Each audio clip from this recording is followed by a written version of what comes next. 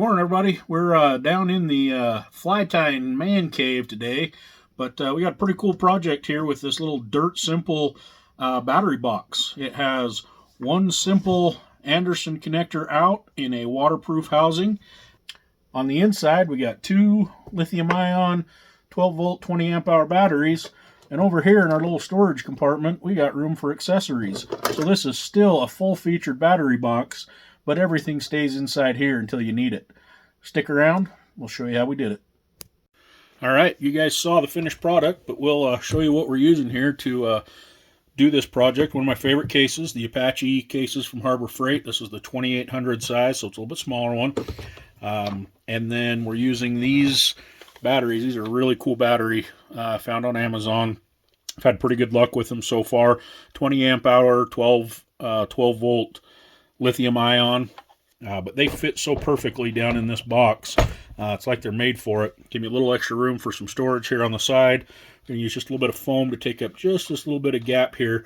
But height-wise, when you close this lid, you actually have to push down on it and push the foam nice and tight down against the top of those batteries. So it's going to hold these batteries in place really well for us.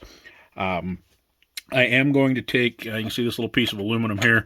We're going to take and epoxy that in place right there just to give it a little extra support on the bottom. Totally, I don't think that's necessary. It's just a little bit of redundancy to put my mind at ease about having these batteries in here like this. Some of the other parts we're using, to epoxy that, we're going to use this plastic bonder, this tan color JB Weld. This stuff works really well with these plastic boxes with a little bit of prep. You can see here, got this housing that mounts a Anderson connector in it. Uses gaskets here on the back to seal up around the wire, gasket to fill or to set this cap in place. Pretty watertight setup. Probably not waterproof, but it's at least watertight enough for what we're doing. It's going to be the only thing that we're sticking in the side of this case to try to keep this case as watertight as possible, since it's going to be a battery. The main purpose is going to be on my little kick boat to power a little trolling motor.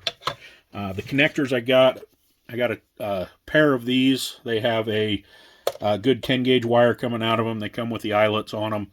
I'm saving this one for another project and just bought another pack of connectors here to use for some of our other stuff. But I used one of them to do this just because the wiring was good wiring and fit the gasket really well. So that's why I used them there. And we got a lighter plug. Again, it's marine grade, so it's molded and sealed back here. Not really a big deal. I mainly wanted this for the strain relief of having the wires molded in, because this is just going to kind of dangle off the wire when we're done. But that'll be the next part. To get started, though, we are going to epoxy that piece down in there. All right, prep for this is about as simple as it gets, but it is critical to do this. So on our piece of aluminum here, I've got just a piece of 120 grit sandpaper. We're going to take on the side that we're going to epoxy down. We're going to go ahead and give this a nice good sand on the back here. Just sand it up real good. Grit that you use, not really critical. This is 120. You could use anything really, 60 grit, whatever you can find. All we're trying to do is get a little bit of a score on the back of this. We want to add the mechanical bond as well as a chemical bond to this. So we're just going to scratch up our aluminum nice. I'm going to clean that off, wipe that off with a rag. And down here in the case, probably can't see it very well because I marked it in black Sharpie, but I marked where I wanted it so I could just sand the bottom. And this is the part that's really critical. On these cases, they have kind of a sheen, kind of a coating on the finished plastic. And what you have to do is just take that kind of coating, that sheen that's on them, you got to take that off. The epoxy doesn't bond well to that, either mechanically or chemically, but once you get that little surface off, do a little bit of surface prep here. That's all it takes to get this to bond, and it bonds really well. It actually takes a little bit of heat. You can get that epoxy to come off there. If you take a torch and heat it up, you can get it hot enough that it'll release if you need it to, but it's pretty solid.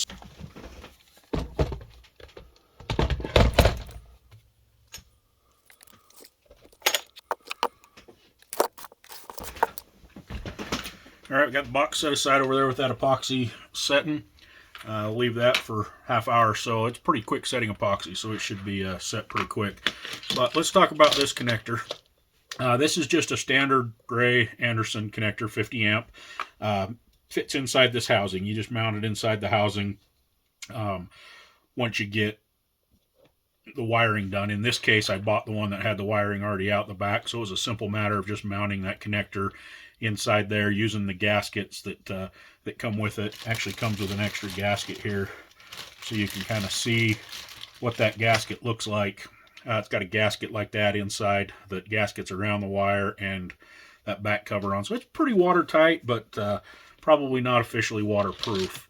And then what I did is I just, on the end of that 10 gauge wire, I just cut off the eyelets that were on it and added a couple pieces of 12 gauge here.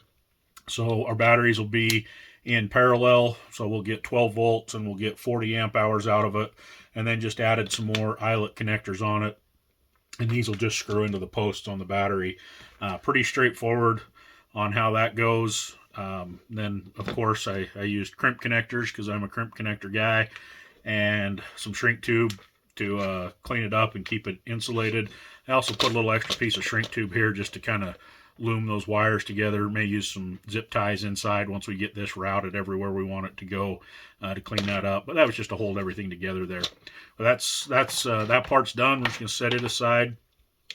What we're going to concentrate on right now is making up this little accessory plug. And this is how I'm going to make this dirt simple box a little more versatile. In the box, this is the only connector we're going to have external. I didn't want a lot of stuff on this because it's going to be in a wet environment. I wanted to try to keep it as watertight as possible. So any of these extra connections are going to actually plug into here. We're going to have another gray connector set up here that we can plug in. It'll store in this little extra spot in here. But we're going to take this bit of wire here, and what we're going to do is make a cigarette lighter and an Anderson power pole connector that both just plug into this connector. We'll have an Anderson here, and we'll have the cigarette lighter plug here. That'll be my accessory out. And then if I want USB charging, I'll just get a USB cigarette lighter adapter, and it'll just plug in there, stay in there, also get stored in the box. So that's our next step, is just take this and build this little wiring harness. One tip when working with Anderson connectors: I made this little dummy connector here one time because I never could remember how they fit together. So I keep this dummy connector in my box of connectors so that I know when I'm putting another side together, it's got to be able to plug in here, and then it's universal across all of my accessories. I have the same Anderson connector set up on all of those.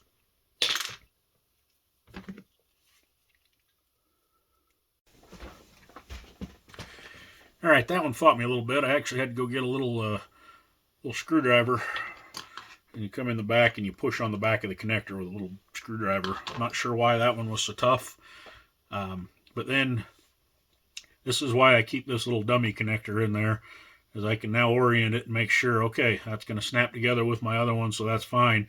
I actually put these on 180 degrees of what they should have been, so I had to twist. You can see a little bit of twist in the wire there where I had to twist them around, get them lined up. But now they're lined up and we're good to go. Now we're going to move on to the next step in this. Get these Andersons out of the way. Snap the lid back on them, because I will inevitably knock them off the bench and scatter them everywhere. So now what we're going to do, we're just going to take these, we're going to put these together, and we're going to put these bigger connectors on them and snap them together. But we got to prep those wires to do that. I'm also going to take a piece of shrink tube, slip it over everything right here just to give some strength to that.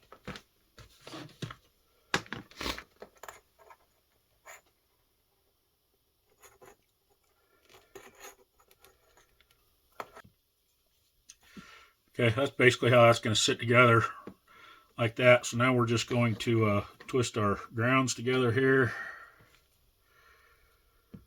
Getting tight. You can see I stripped these quite long when I was stripping, just to make sure everything will twist together reasonably well. Then we'll grab our connector, that's too long, so we'll cut that off once we get it twisted up real nice here. We'll take our snips, cut the end of that off, clean up all those little shavings later. Put that in there, and we busted out our big boy crimps for these. For these big Andersons, they take a pretty good set of crimpers to crimp, and you can see I'm gonna have to readjust because that wasn't the right size. Alright, so I'll show you guys my screw-ups when I make them, and this one was kind of a screw-up. I forgot that these were sized for like 10 gauge wire instead of something, or 8 gauge I think, 6 gauge, something like that, because I bought them off of Amazon and didn't get the ones sized smaller on my barrel connectors here, so I had to kind of make a mess of them with my crimpers. They came out good and solid. Not worried about the connection, but I did make a mess of them. Probably should have soldered these ones on because it ain't pretty. So to hide our error, make sure nobody knows that we made an error, we're gonna put some shrink tube over them, cover them up, and then we'll put them in the connector.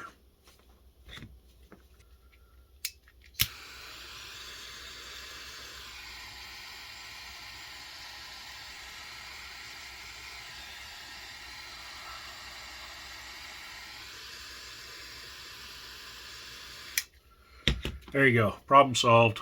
Now nobody will know that you screwed up unless you put a YouTube video out there and show everybody how bad you screwed up. Nice thing about these bigger Anderson connectors is they're marked positive and negative, so you can't really screw this part up. You just got to get it in there, right direction.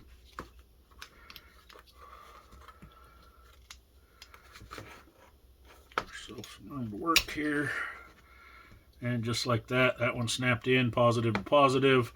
Now, because I only had red, should have done this with black, only had red, but make sure this is our negative connector.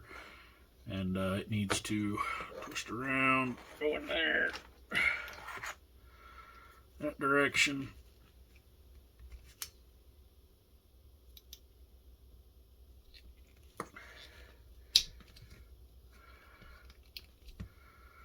Okay, and they're both shoved up in there till they click. They're not coming out.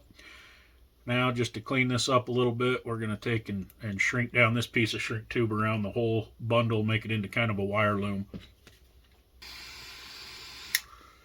There we go. Pretty little wire loom there. So we've got our Anderson power poles. If you know me at all, you know I've got a ton of accessories that fit to Anderson power poles, and then I got a few options of plugging into the cigarette lighter plug. Like I said, I will probably grab a lighter plug insert off of Amazon that has USB chargers on it. We'll put that in there and just leave it in there all the time. But that gives you the output here for our box, and once we get our connector put together, this will just be able to plug into the outside of our box, and then we'll have power out however we need. We'll also have, I'll show you the charger I'm going to use for this. It'll also charge through this little setup. Now, next step is to mount this into the side of the box here and get reset on the bench, and we'll do that part. All right, gave this long enough set in there. That little piece of aluminum set only takes about 30 minutes, so it's set in there well enough that we can start working on the rest of this box. This is the gasket for our plug. I'm just going to use it as a little bit of a template here and trace around it to get an opening. We're going to grab a drill out the corners, grab our Dremel, and cut out that square, and then we'll kind of trim it and make it fit as necessary. So let me get those tools out and we'll get going. All right, got an 1/8 inch bit chucked up in our drill here. We're just going to drill out our corners real quick. With our corners drilled out, grab the Dremel, and then we're just going to connect the dots here.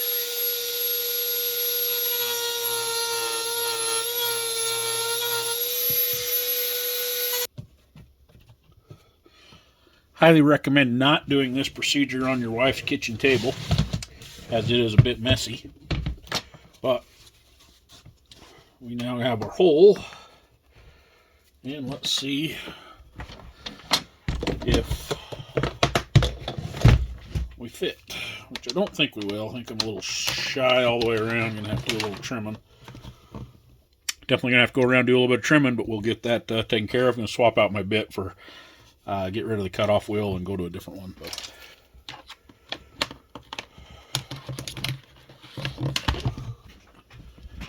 all right, there you go. It's in there. May have saw what I had to do to get it in there. I did have to pop my, I don't know if you guys can see that inside there. Had to pop the back cover off of this. It's bigger than the part that fit through our, the square part that fits through there. So I had to pop it off, but I also, problem number 2, forgot to put my gasket in. So I had to pull all that back out, get my gasket in place, put it all back in, get this back cover snapped back on, and we'll bring you back around to drill the holes. All right, folks, get this up here where you can see it. One thing I didn't like about this mount is it came with kind of a sheet metal type screw, or a panel screw that would screw into plastic with a sharp point on it. And I didn't want a sharp point on the inside of this case, so I just went down to the old Home Depot and picked up some 632 stainless screws here with some lock nuts and some washers, and I'm just going to drill and poke those through. I already got the one. Make sure what size bit I'm using a 9/64.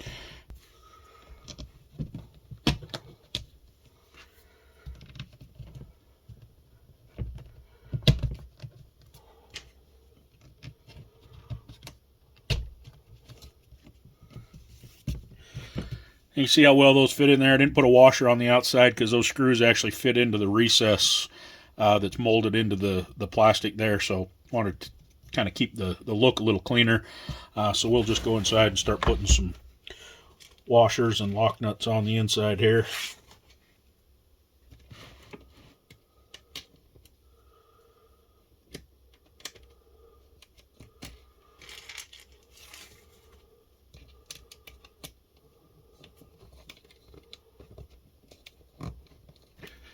All right, that was much more of a fight than I expected, but we're bolted in. Bolts I got are a little bit long, but I needed the same size 6 screws for another project I'm working on, and didn't want to buy 2 sizes. So they stick out a little bit in there, but they're not sharp, so I don't really care. So now we need to work on our wiring, which is already mostly done. Oh, skipped a step. Foam here.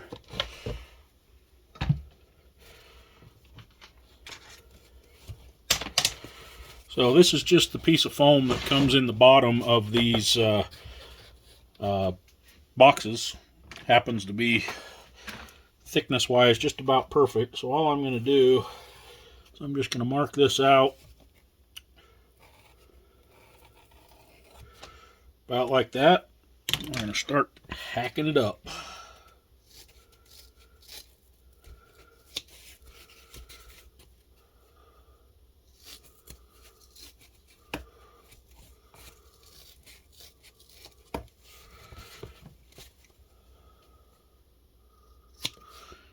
Cut a little bit off the top corner there. It's going to give me a little bit extra clearance around my wires right there. Now you can see how these mount. I use that term loosely, but they just squeeze the foam in there, sit down in like that, and they're not going anywhere. They're just solid in there with that piece of foam like that. Now you can see why I cut that little corner off there. My wires will fit in there a little better. And now it's just a matter of running our wires around the case here, hooking them up.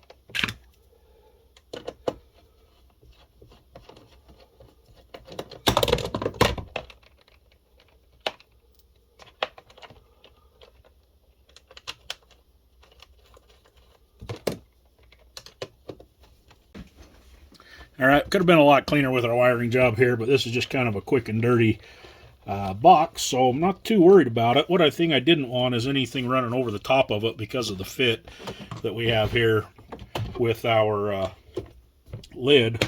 But there you go. Comes down, lid works just fine, and you pop this open, you got our batteries in here. Now, I talked about the storage right here. Well, this guy's going to go inside there. The other thing that's going to go in there, I've got this little charger. This is actually a solar charger. I usually keep it with my solar panel, but I'm going to keep it in here because it will be using the solar to charge this or something similar. I always have the two of them together. So our little charger in there, and you can see Anderson connectors on everything. Then I got this wall wart. This is an 18 volt wall wart that I got from somewhere that works, or excuse me, it's a 24 volt, but works perfect for our solar charge controller. Solar charge controller works anywhere from 18 to 36 volt. So this is a 24 volt, 3 amp wall wart. Again, Anderson connector. And all this will just fit down inside our compartment there. And we have fully self-contained box. And the only penetration we have to the outside is this connector here that also has a little watertight cover. And then again, like I say, inside we store everything. Just pull it out. Our charge controller, when we want to recharge the batteries, we'll plug this connector in here, then take our Anderson connectors, or our power pole connectors, hook those up to the outside, plug it into the wall, and it'll just charge off of this stuff here. And when we're done, everything back in the box. Just like that. And this is nice and lightweight, 40 amp hour battery. Will work perfect on my pontoon boat, my kick boat for my trolling motor, and will give me a nice, simple battery box I can use anywhere for anything. So that's our project for today. Hope you guys enjoyed that one, and we'll catch you on the next one.